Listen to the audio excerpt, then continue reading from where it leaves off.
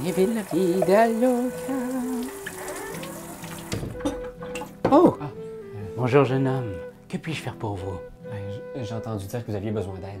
Ah, vous êtes sans doute là parce que mon mari est dyslexique. J'ai besoin de médicaments. Des médicaments, OK. Avez-vous quelque chose à me donner en échange? Ce valeureux corbeau qui me suit depuis des dizaines d'années est un être cher pour moi. Allez, vole. Merci. Fait que des médicaments? Oui, Je vais revenir bientôt. parfait. Il sera enfin guéri. Je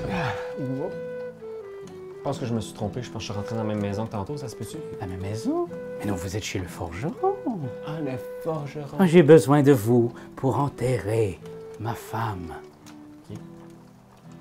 Ça va prendre une pelle ou quelque chose comme ça, sans doute. Sans aucun doute. OK. Puis avez-vous quelque chose à me donner en échange?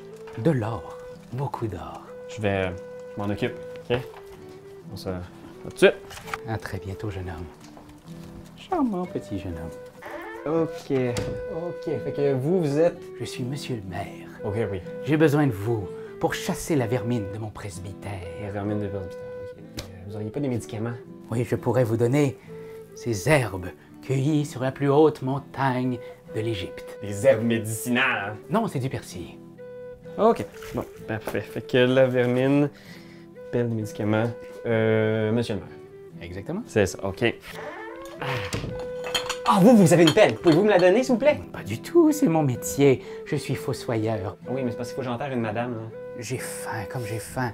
Je souffre de faim. OK, oui, ça c'est super parce que je pense que j'ai une pomme à quelque part là-dedans. Voulez-vous une pomme? Je ne mange pas de pommes. Je ne mange que des échelles. Il va falloir que je te tue, toi. Hein? Destinies Internet, il est temps d'accomplir votre destinée! Un premier jeu d'exploration compétitif dans lequel on va tous lutter pour être le premier à accomplir sa destinée avant les autres niaiseux. En gros, ce qui arrive, c'est qu'il y a 5 scénarios dans la boîte de Destinies et dans chaque scénario, il y a 3 héros qui ont un destin à accomplir. Le destin, il est caché en arrière de ta carte. Je ne veux pas spoiler rien, là, mais ça va être des trucs du genre, mettons, moi je suis la religieuse, peut-être que mon destin c'est de rebâtir la cathédrale de Saint-Christophe. Puis là, moi je sais pas c'est quoi exactement, qu'est-ce qu'il faut que je fasse, mais je sais que ça doit avoir rapport à Saint-Christophe, je sais que ça doit avoir rapport à la construction, alors je me lance dans l'exploration du monde. Fait que graduellement, tu vas voir, on va faire une mise en place ici pour révéler un village, une montagne, un lieu médiéval. Et inquiète-toi pas avec ça, parce que l'application dans le jeu Destiny, ce que tu dois télécharger, ça se joue avec une application, mais l'application, elle est folle. Elle va tout faire pour toi, ou presque. Il va quand même falloir que tu joues, là, tu prennes des décisions, ça c'est plate. Mais l'application, sinon, va te dire quelle carte mettre, à quel endroit, où mettre tes penouches sur ton carton. Tout ça, l'application te le dit. Donc, par exemple, ici, j'ai sorti ma religieuse aux portes du village. Peut-être que l'application va me dire qu'il y a un vieux marchand devant la taverne, plus une tombe mystérieuse avec un nom effacé par le temps. Encore une fois, aucun spoiler, c'est moi qui invente à mesure. Et là, tu vas te promener parce qu'à ton tour, tu peux te déplacer sur une carte. Tu peux l'explorer, la révéler. Et tu peux interagir avec un des éléments qu'il y a là. Et là, encore une fois, pas besoin de rien t'expliquer ici. Ma job va être très facile. L'application va te dire quoi faire.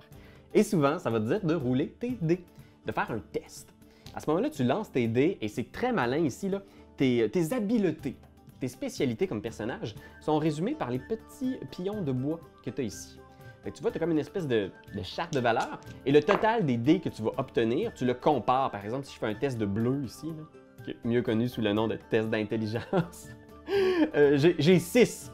Fait que je regarde à 6, qu'est-ce qu'il y a égal ou en dessous de 6 de penouches de bois? J'ai 2 penouches de bois, j'ai donc 2 succès. Alors je vais informer l'application que j'ai eu 2 succès et l'application va me dire ce qui se passe. Peut-être que c'était insuffisant, peut-être que c'est génial, puis je vais découvrir un indice, une carte, un allié.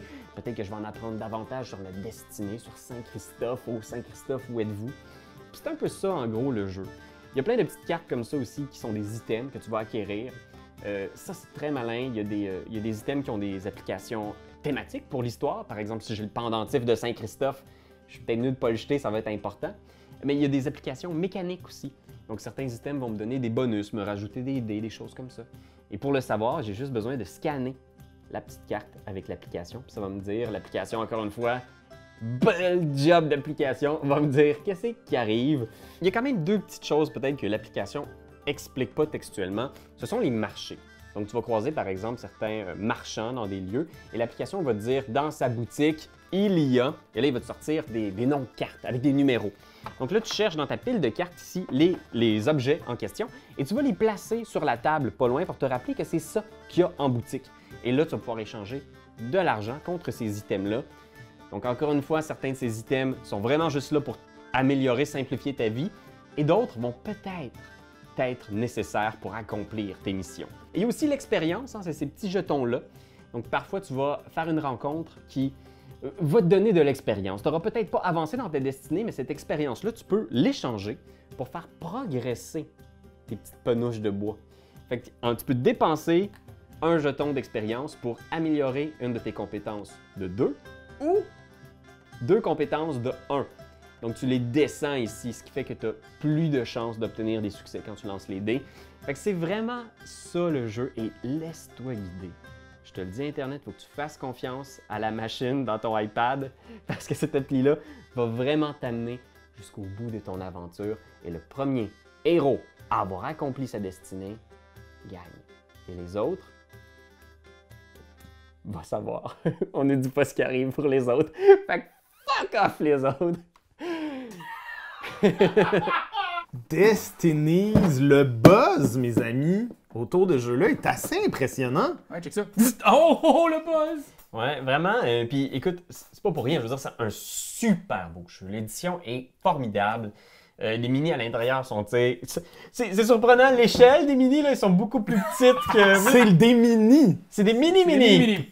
Fait que, mais non, tu sais, puis c'est quand même quelque chose de fou quand tu vois l'application, que tu te lances dans la partie. Il y a comme de quoi de... C'est un jeu qui est fait avec énormément d'amour. Il est excitant.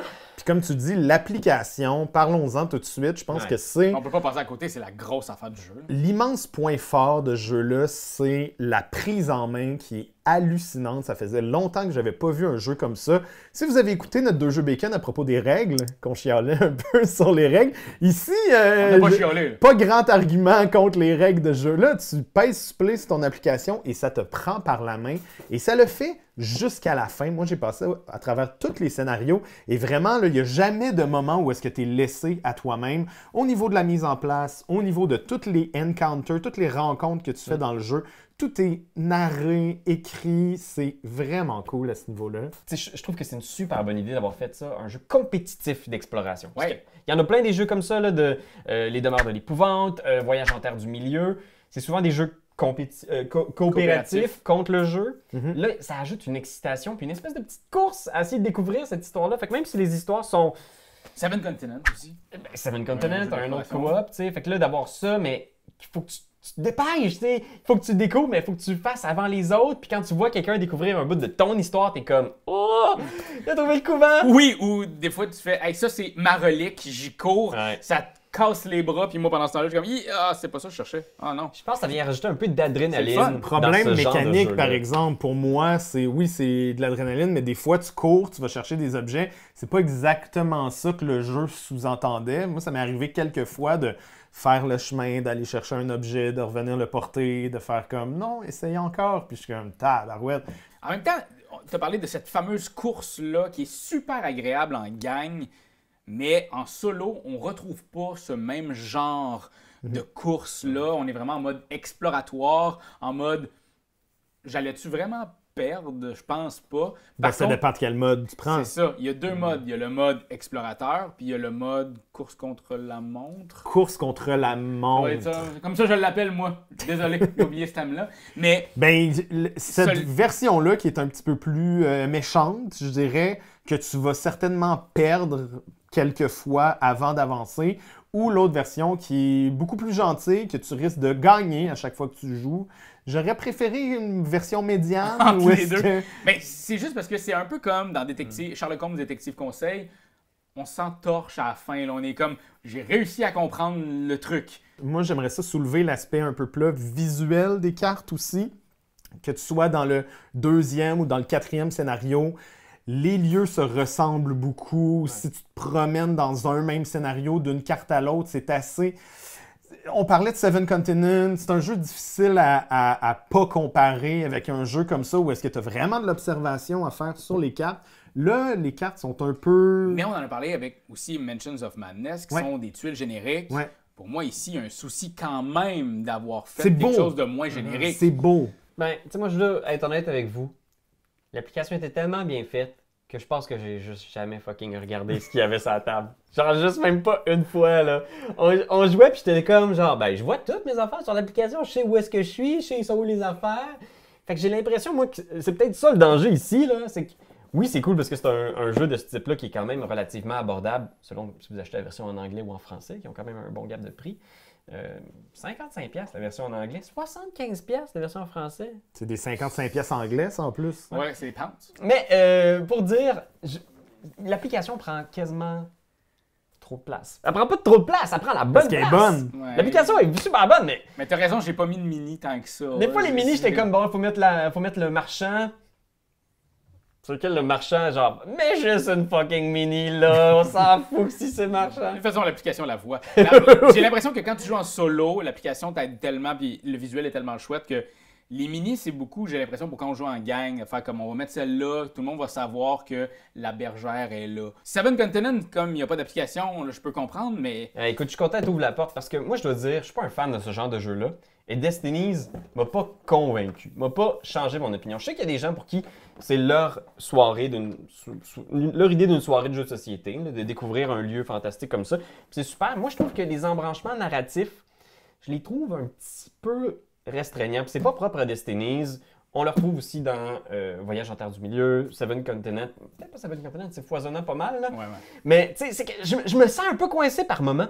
Puis je me sens un peu comme dans un comment dire, dans lequel les options sont parfois évidentes, puis parfois j'ai l'impression que t'as juste pas eu de chance, t'es parti dans une direction où t'es comme j'ai aucune idée où est-ce qu'il faut que j'aille, je m'en vais là, puis finalement c'est vraiment pas la bonne place, puis j'ai l'impression que parfois il y a certaines personnes qui par chance ont pioché le bon personnage, ont pioché le bon lieu, puis ils sont juste comme hey, je vais finir ça en genre je pense 8 tours finalement. Puis toi t'es comme moi j'ai aucune idée où est-ce qu'ils sont mes affaires. C'est quand même un bel univers à découvrir, je trouve. C'est probablement, en fait, c'est certainement le jeu le plus simple de cette catégorie-là. Oui. Donc, si vous voulez quelque chose de familial, bon, peut-être pas... Niveau du thème, là, peut-être pas. Niveau du thème, c'est un petit peu trash au niveau c'est ça visuel. Qui est c'est dommage. On est tellement proche d'un Animal Crossing.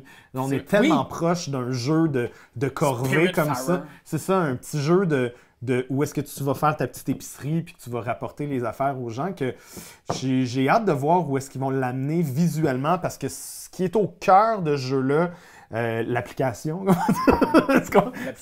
Mais les idées qui sont au cœur de ce jeu-là sont quand même bien apportées. C'est une très bonne application.